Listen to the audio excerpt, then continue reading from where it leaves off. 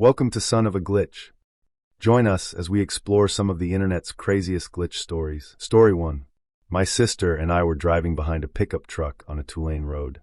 I remember thinking it looked like Trevor's truck from GTA 5, Random Habit. He's my favorite character. The truck came to a slow down to turn left, blinker on, and about halfway through there was what sounded like a giant explosion. We thought a tire must have popped. My car got hit by some debris, so we pulled over to wait for cops. While waiting, my sister observed the scene and said she thought it was a hit and run because the red truck was nowhere to be seen. Cops came to our car eventually and told us the truck had hit a motorcycle. This part also confuses me because I'm a pretty attentive driver and never heard or saw a motorcycle until the crash, but I can accept that maybe I just missed it. The really confusing part is when my sister curiously asked the cop if the driver of the truck was still here, and he said yes and pointed to a navy blue pickup truck. Same exact model, just blue. Both me and my sister were pretty confused, but we just gave our statement and moved on. However, I still think about it. Has anyone else ever experienced anything like this? Did we both hallucinate the color? Story 2. I'm a writer, small-time, stubborn, the sort who treats tattered paperbacks like reliquaries. My copy of Stephen King's On Writing is older than most of my friendships. I bought it in college, the spine broken in a way that makes it fit my hand like a familiar joke. I never write in my books. It's a rule I picked up somewhere between cheap apartments and late-night drafts. Marginalia feels like sacrilege, like annotating a sacred space. Yesterday evening I was texting a friend, an old workshop buddy who still enjoys arguing about commas at 1 a.m., and we got into a discussion about craft, habits, and the stupid little lines that kick you awake at 3 a.m. I quoted something from On Writing, but my memory was fuzzy on the phrasing. Instead of admitting defeat, I walked to the bookshelf, pulled the book down, and found the page. The margins were blank, the paper soft from years of thumbs. I read the paragraph twice, muttered the line into my phone, and left the book open on the coffee table. I went to the kitchen to get a drink. It's a tiny walk, 20 steps, if you count the deeder for the recycling bin. I was gone maybe 90 seconds. 90 seconds is nothing. 90 seconds is the time it takes to put a kettle on, or to rehearse an opening sentence in your head. When I came back, the book was gone. Not misplaced on the shelf, not flopped on the rug, not shoved under the couch where everything goes to die. The apartment is small enough that gone really means gone. I live alone. I turned the place inside out like I was trying to find a missing cat. Cushions stripped, magazines upended, a careful excavation under the couch cushions that yielded nothing but lint and an old grocery list. The windows were locked from the inside. The deadbolt clicked. No one had come in. No one had been here. Frustration curdled into something thinner and sharper. I told myself I'd been careless, that maybe I'd put it on the kitchen counter. I told myself it would turn up in a calm, boring place. To clear my head and my hands, I left for a walk. The neighborhood sun was the same as it had been the day before. People walked dogs in the same tired loops. The barista at the corner place called my name like she always does. I tried to breathe in rhythm, to think about the mundane, rent, groceries, a paragraph I'd been failing to finish all week. The absurdity of the missing book lodged itself like a splinter behind jokes about ghosts. An hour later I came back. The living room looked like it always does.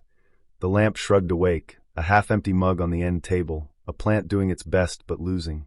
And there, sitting perfectly centered on the coffee table, closed and immaculate, was the book. My heart did something I can only describe as a full-body lurch. I reached for it with a ridiculous, reverent caution, like I was approaching a landmine. I opened the cover. The book fell open to the same page where I'd left it. My paragraph, the same sentence, the same crease in the margin where my thumb had rested. And written in blue pen in the margin, in handwriting almost identical to mine, were 3 words. You already know this. I don't write in my books. Ever. Not even a small underlining.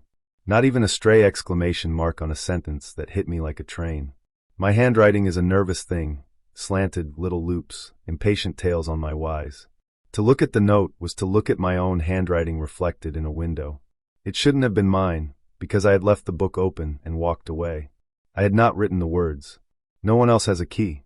No one else has access. For a long minute, maybe longer, I stood there and tried every rational explanation like someone testing keys in a lock. Sleepwalking? I don't sleepwalk. A prank?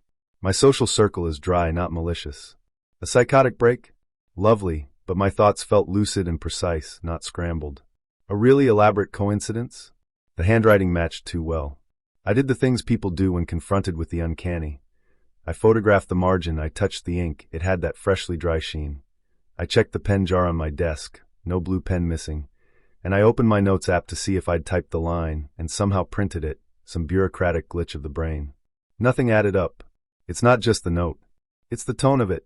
You already know this felt less like a message and more like a mirror held up to something in me. It was patient and wry, the voice of someone who had watched me flounder in a paragraph, and then sighed because I'd wasted time looking outward for what was already inside. It was intimate enough to unnerve me. I slept poorly. Every creak in the building sounded like a book sliding across a coffee table. I kept imagining the tiny blue letters migrating across the page, forming sentences I'd be too afraid to read in the morning. In daylight, the irrationality is less comfortable. How do you live with a small, private evidence of something you can't explain? How do you process the fact that your own handwriting has something to tell you, in your own margin, about the thing you've been trying to wrestle into a sentence for years? I don't know what I want from you. An explanation? Reassurance? A collective denial that I'm becoming less real? Mostly, I wanted to get it out of my head and onto the page. Maybe telling the story is a way to prove to myself that the world still obeys cause and effect. Maybe it's just another line to tuck into the margin of my life. Story 3. Last October still plays through my head like a scratched record, the edges of it clear, the middle a smear. I had a business meeting downtown that ran longer than it should have, the kind of meeting that eats minutes in polite small talk and leaves you sprinting for the next thing. I was cutting it close for the 3 p.m. ferry from Schwartz Bay to Tawasin. The drive from downtown to the terminal usually takes 30 to 40 minutes depending on traffic, and by the time I left I felt the familiar, rising tightness behind my sternum that comes with the knowledge you're about to run against a hard deadline. Driving anxiety is its own small theater for me. To quiet it, I have rituals, a clean notebook in the passenger seat, a thermos with 2 week coffee, and an absurdly specific playlist of Byzantine hymns I put on when I want something that will hold my hands and slow my breath. There's one I love, Aini Parthene, a version about 8 minutes long, voices folding over each other like tapestries. The harmonies pull me inward. They make intersections feel gentler, stoplights less like edicts. I remember getting into the car, the door shutting with a familiar click, the city's late afternoon light gilding the buildings. I remember the first phrase of the hymn, the low vowels, how the sound sat behind my teeth. I remember thinking, not unkindly, that if I drove like a calm person for once maybe the world would oblige. And then nothing. Not quite nothing, but a missing reel. The next thing I know I am at the ferry gate. The attendant asks for my reservation. My heart ricochets as if it's been jump-started. The hymn is winding down in a wash of voices as I pull up to the booth. The dashboard clock says something that should have been impossible. I have no memory of the drive. No recollection of merging onto the highway, of braking for the stretch where the road narrows, of calculating the gaps between semis. All the stuff of driving that usually fills my head the whole way. It felt like I blinked and was there. When you tell friends they say things like highway hypnosis or autopilot. Other people say time slip with a theatrical shrug, the sort of shrug that places you somewhere between mystic and mad. I tried to inventory rational explanations right there in the parking lane. I hadn't fallen asleep. I'm not that tired. I wasn't on my phone. The playlist was on. I could still hear the last choral phrase as if the universe had kept the soundtrack for me. The distance between downtown and Schwartz Bay simply could not be collapsed into 10 minutes under any legal speed limit I could possibly have observed. Yet my conscious mind provided no footage of the route, only the opening and closing frames. I am used to being in my head. That's the nature of being a writer. I narrate in real time, soundtrack the mundane with voices and adjectives. Maybe that's why this absence stings. A writer without narrative is like a painter without color. For a terrifying 10-minute stretch, my interior voice had gone quiet. After the meeting, over the slow churn of the ferry and the fog of coffee, I tried to piece myself back together. I replayed the hymn in my mind, the way the altos held a note that seemed to bend time, the percussion of vowels that could have acted as a metronome for a brain wanting to skip. Was it the music? Was the ritual so effective at soothing my anxiety that my body drove on constellations, operated by muscle memory and the deep map of routes I've taken thousands of times? Or was something stranger happening, a brief dissociative drift where my conscious self unclipped from sensorium to protect me from the stress? You don't have to be dramatic to be unsettled. The practicalities keep edging in. What if I'm losing something I didn't know I could lose, like the steady thread between intention and action? What about sleep? Stress? Medication? Hormones? The mind is a ledger of small things that add up to big differences. Or maybe it was just a piece of ordinary human fallibility dressed up in spiritual robes because I had ritual music on and a deadline in the periphery. I told a few people and listened to their versions of the story. The skeptic in me liked highway hypnosis and autopilot brain. The other part of me, the part that keeps an eye on the uncanny, liked the poetry of it, arriving as if exhaled into place, the hymn a gentle bridge the way some people find in prayer. Neither explanation felt complete. Since then I've started paying attention to the small redundancies in my life. How often I take the same lanes, the comfort of a familiar radio cue, the times my hands seem to know the steering wheel better than my thoughts do. I've also started leaving more white space in my schedule, the tiny buffer that would make being 10 minutes late an annoyance instead of an existential question. Has anyone else had time do this, collapse, skip, wink out, and then come back as if nothing happened? I think yes. I think we all occasionally find ourselves as passengers in our own lives. But that day, the hymn and the missing minutes left a tiny, persistent unease, a reminder that even the most ordinary routines can harbor small mysteries. And for a writer, that's the sort of thing you tuck into the pocket of a story and keep checking, like a found coin that might tell you where you've been. Story 4. Back then I was itinerant by design, backpacking, sleeping in scrappy campsites, hitching rides and staying in the woods until I ran out of patience with the quiet. I found myself on Maui for about a month and a half, which felt like the exact amount of time you can ask of an island before it asks something back. January was wet and green, evenings thick with humidity and the kind of darkness that eats the horizon whole. I was camped out on a ridge outside a small town, the tent half smothered by ferns.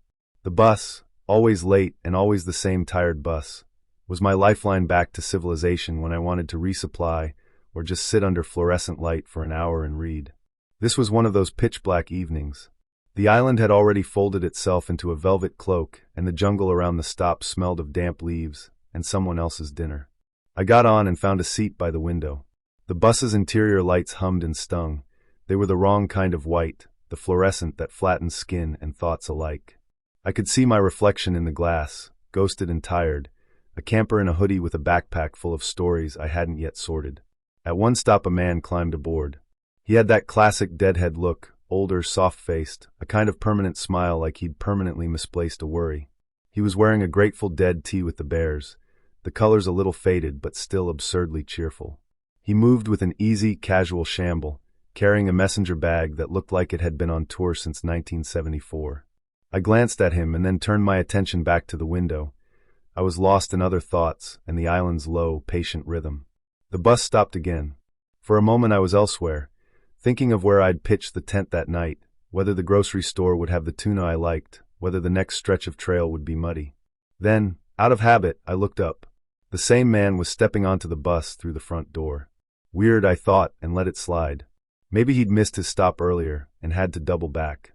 A little while later, when the bus stopped and I glanced up again, there he was, same shirt, same patient smile, same nonchalant gait, climbing in through the same front entrance. By the third or fourth time it happened, the weirdness stopped being funny and started being small and precise, like the edge of a paper cut. My first sensible theory was something like prankster energy, a guy running to the next stop and hopping back on, like a performance. But this was Maui, not a college campus, and the distances between stops didn't add up to a sprint-able prank. He never seemed out of breath. If anything, he appeared to be existing in a gentler time signature than the rest of us, arriving each time as if he'd been waiting just out of frame, like someone stepping through a curtain. I watched him with the half-curiosity and half-resignation of someone who has been traveling on small budgets for too long. There were other people on the bus, locals and a couple of other travelers, and they didn't register him the way I did. He didn't make a spectacle. He didn't laugh or wink or indulge my observation. He simply sat down or stood or leaned on the pole, and the bus moved on. There are details that stubbornly stick with me. The fluorescent light giving his shirt a ghostly glow, the way the bus smelled like rubber and coconut-scented shampoo, the faint clink of a bus chain on a pause, the murmur of other passengers saying ordinary things. He had a small scar on his left knuckle that looked like a life story in miniature, and he kept tucking a stray curl under his ear with the same absent movement as if marking time. Once, when the bus stopped and I looked up, he'd be boarding. The next stop, boarding again. The exit would have been behind me, so I never saw him leave. I was neither brave nor impolite enough to follow, and frankly I was tired and preoccupied with the small, practical tasks travel demands. I never saw another copy of him. The bus didn't accumulate a parade of deadheads. There was just this one man recapitulating his entrance in a way that unsettled the map of normalcy in me. I half-formed a dozen explanations. Maybe he had a loop of errands and lived near the route, getting off and making a tiny circuit on foot between stops. Maybe the island's topography allowed him to dash across a side street and make it back before breath showed. Maybe he had companions waiting just off-screen, playing a gentle joke. Maybe, and here the mind opens up to the deliciously ridiculous, there was a kind of glitch in the night where the same soul was drawn to the same portal, stepping through as if the bus were a doorway and he, some patient pilgrim, kept finding it. Story 5. I left the house at 5 a.m., half asleep and clavicle deep in autopilot. Keys, bag, coffee-stiffened brain. The day stretched and blurred, meetings, errands, the usual fluorescent-lit hustle, and I didn't get home until 8 p.m. It was dark when I opened the door, the apartment smelling like the faint lemon of dish soap and something I'd left simmering in the morning. Before I could settle, there was a knock, my mom, breathless from her walk, saying the tenants had found my small jewelry bag on the lawn and dropped it in the mailbox for safekeeping. "We were out on our walk," she said. "They left it there." I felt an odd double tug, relief that nothing obviously valuable was missing, and a peculiar, queasy awareness that I had zero memory of ever taking the bag outside. The jewelry bag sits on my vanity. I don't open it much. I haven't gone into it since Sunday. I can't swear whether it had been on the vanity all day, and I simply didn't notice, or if I really had carried it out with my work bag in the pre-dawn fog of my own foggy head.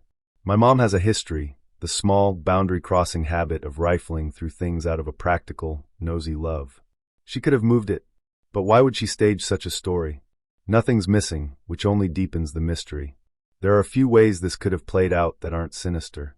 5 a.m. departures are prime time for absent-mindedness. You can put things in pockets, set a bag down on the lawn while juggling keys and mail, and walk away convinced you've locked the door when you actually slipped the jewelry into your tote and left it out.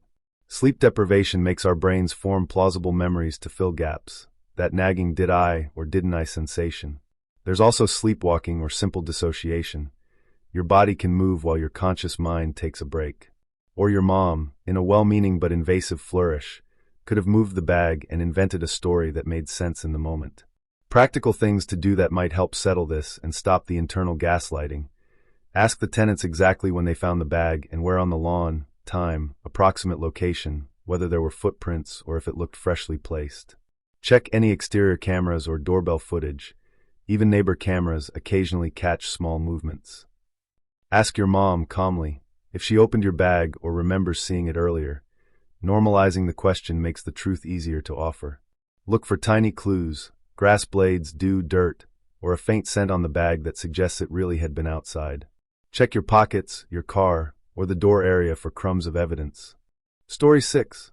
This one is seemingly insignificant, but it is truly the kind of stuff I live for and love experiencing, but things like this rarely happen to me, so I figured I would share.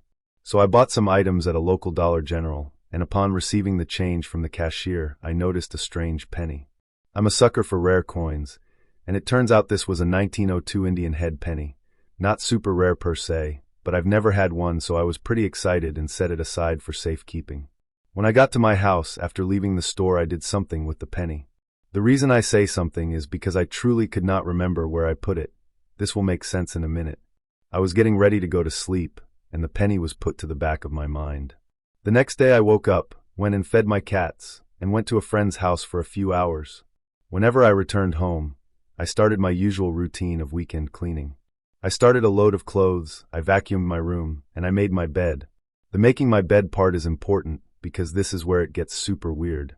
So after I got finished vacuuming, I started to dust my surfaces and suddenly remembered my penny. I had wanted to place it on my display table for my selected items, shark teeth, gemstones, feathers, rare coins, but I could not remember for the life of me where I put the penny. I began to worry that I left the penny in my clothes that I washed, and it was lost to the dryer gods, or worse, accidentally vacuumed it. I started to search all of my drawers, normal places I put my rare items, nothing. I began to retrace my steps coming home from the store, and I figured I must have accidentally dropped it at my friend's house. I was about to give him a call when I noticed something right on top of my freshly made bed. The penny was sitting directly in the middle of my bed, on top of the covers. It didn't make any sense. I had thoroughly cleaned my room, and in the process of making my bed, I always pull all of the blankets and sheets all the way off, shake them out well, and layer them back in their proper order. The truly surprising fact was that it was seemingly suspended in some quasi-Schrodinger's penny situation where it didn't exist until I began to search for it, at which point it materialized directly on top of my bed in the most obvious spot. I literally laughed and made a point to commit the whole situation to memory. It was a subtle but personally significant situation that really made me reinvigorated in my quest for understanding of the universe. Just thought I would share this little experience, and if anyone else has had similar experiences, please feel free to share with the class. Story 7. I think about this story often. I like to blame the fact that it was dark that night, and I was so angry I must have gotten confused. I moved in with my boyfriend in 2023. We lived in a nice elderly couple's basement. Although the basement was pretty dingy, it was nice to be away from my abusive mother. My boyfriend and I argued a lot. We moved in together really fast in our defense. We're fine now. One night we argued and I left. I suffer from BPD, and leaving to clear my mind is the best option sometimes to avoid escalation. It was late, but not that late, maybe around 8 p.m. We lived in a suburb, houses everywhere. I felt safe. I grew up in the projects, so living around houses felt nice for me. I was confident I'd be fine. It wasn't the nicest neighborhood, but a lot nicer than what I was used to. I walked for a while trying to calm myself. I walked and walked. All recognizable. I passed houses that were landmarks for me. All things I've seen before. Because I didn't know the neighborhood that well, I tried to walk as straight as possible, so I easily knew how to get back. Soon I passed a grocery store, one I had never seen before. It was right on the corner of a cross-section.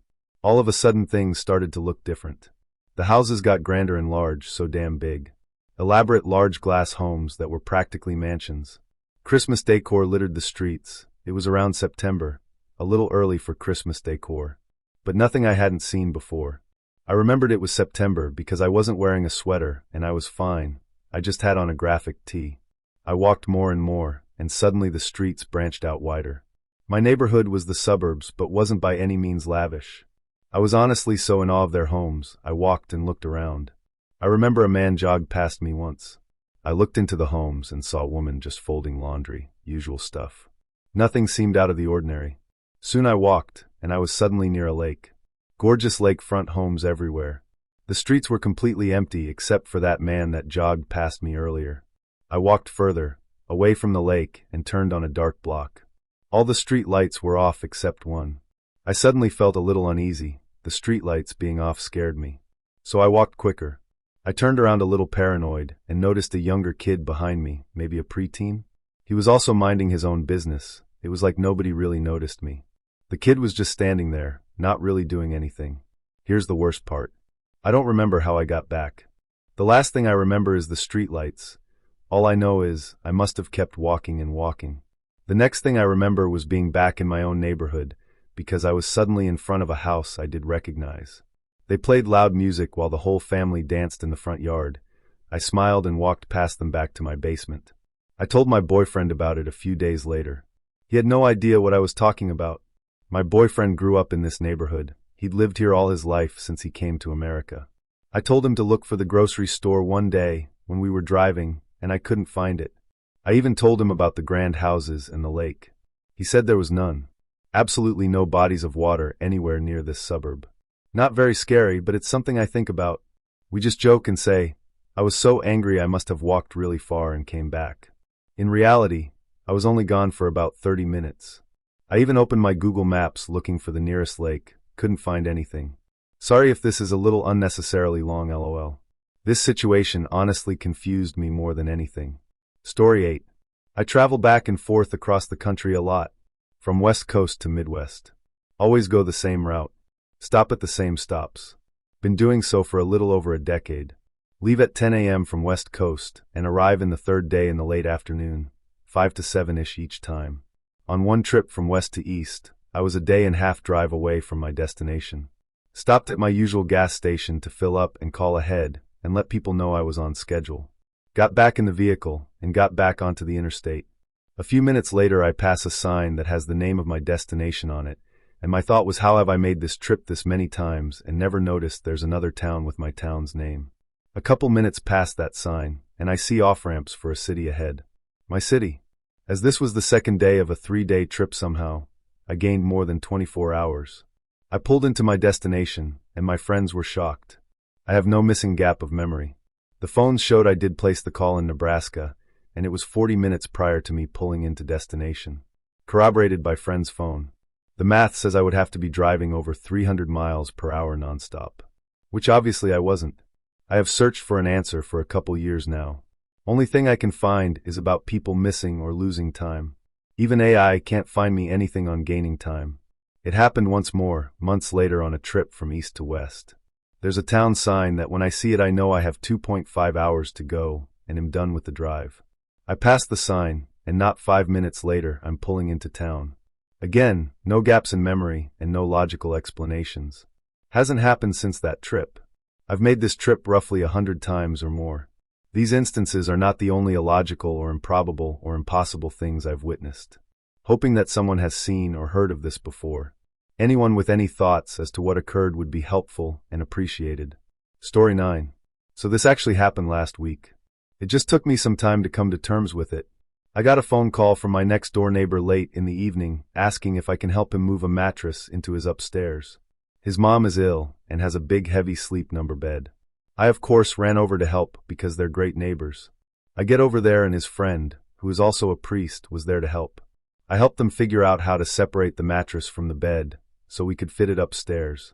We get it all moved up and back in place when my neighbor asks if I can help them move an armoire upstairs too. I think nothing of it, and we pull it out of his travel trailer and start bringing it up the front stairs of his house. This is where I died. The front stairs are 11 steps. I was on the lower end of the armoire about 6 steps up when my neighbor and his friend lose a handle on the armoire, and it comes crashing down on me, and I fall backwards towards the pavement. I then wake up in my dining room to my phone ringing, and my wife asking me if I'm going to answer the phone. It's my neighbor asking me if I can help move a bed upstairs for his mom. I go over there and meet his priest friend again, as this has been the first time I met him. I say I can help with the bed, but I cannot help with the armoire. My neighbor was like, "How'd you know about the armoire?" I then proceeded to tell them, I'm pretty sure I just died. I spent the next hour talking with the priest. He had so many questions. My neighbor didn't believe it until I described the upstairs bedroom in perfect detail down to the metal mattress frame on the floor and the intricate headboard leaning against the wall, and I had never been upstairs in their house before. The priest asked me what I saw after I died. I told him I never actually died. Before it happened, I woke up at my dining room table. Story 10. For a few weeks before this, while out driving, I've observed pedestrians standing at the traffic lights who will reach into their pocket and look at their phone as they're walking across the road when the light goes green. Nothing significant or strange about this, just one of those mundane things you notice while going about your day. Today I was driving with my daughter, and we stopped at a red light at a crossing, and there was a man standing there. Nothing out of the ordinary, denim jacket, black cap, glasses, around 6 square feet. I thought I'd try to weird out my young daughter. She's 5, so I knew I was going to blow her damn mind. So I said, "See that man? When the walking man goes green and he starts to walk across, he'll reach into his pocket and pull out his phone and start looking at it. Watch and see." As he walks across, he reaches into his pocket, but then immediately takes his hand out and looks and points right at me with his mouth open, smiling like a gotcha stance. Of course my daughter found this absolutely hilarious, and I sat there completely mind blown. I must have sat there in silence, looking at him walk across for the next 10 seconds. I drove on and had a look at him as I drove past, and he was smirking/laughing. I've been playing it through my head all day. The windows were up. The radio was on. I wasn't shouting. My voice was not even remotely raised. He must have been about 15 to 20 feet away from me. I can't figure out at all how he could have heard me. It's literally impossible. How did he know I was trying to predict he'd reach into his pocket for his phone? The only even remote possibility I can think of is that he has had the same observation as me, and thought I might be thinking the same thing, so just went for it. But realistically, what are even the chances of this?